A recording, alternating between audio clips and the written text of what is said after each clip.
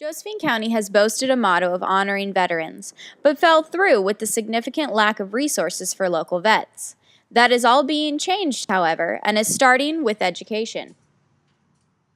I think that they are improving tremendously. Since the first day I worked here back in 2009, I've seen not only the college grow, but also the resources within Josephine County. And I think the government's kind of coming behind that as well, because they're coming in and pressing things for us to improve, from the legislation of Oregon to get down here to Southern Oregon as well.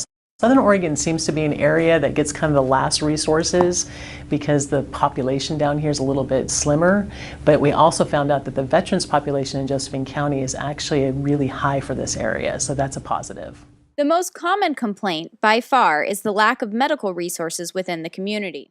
So the resources I've seen is that the time frame in which I would get a appointment is, I feel, extended for some reason.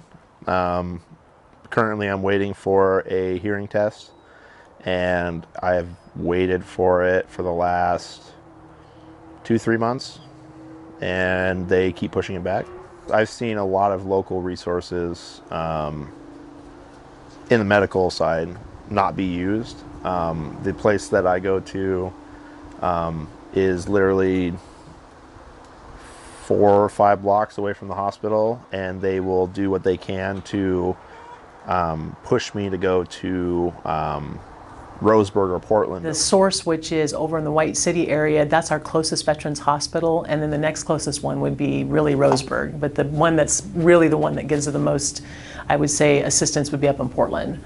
So I think the healthcare is probably the one thing I hear most about. The waiting for them to hear back from a doctor, the insurance, how's it going to cover that?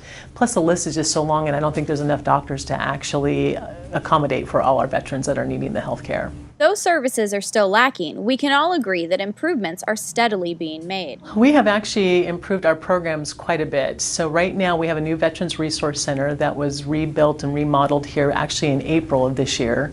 And we had received a grant from the Oregon Department of Veterans Affairs for $100,000. And with that we get to also do a couple other projects. One of those projects is called a CG 100 Veterans Course. So it's basically designed for all veterans. And so with that, I teach that class, and we go through study skills. We also go through career guidance and services that are available for veterans. Then we also have another project called the Green Zone Military Friendly Training Program, and that's designed for faculty, staff, and also community members. And that's going to really teach them and train them about how to relate with our student veterans on campus, or if you're working with them in your offices or your agencies. For the most part, I've had no problem whatsoever with schooling. Nikki at RCC really kind of pushes for all the veterans that I've seen. Kind of, she helps them all along the way. If they need anything, they can give them a call. Like, I've even got a birthday email from her.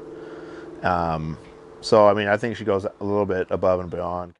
With each improvement, we can see how far we have come in helping our nation's heroes and become further aware of what more can be done. It's about, what have you done for us? Thank you very much. And I'm starting to see that more and more.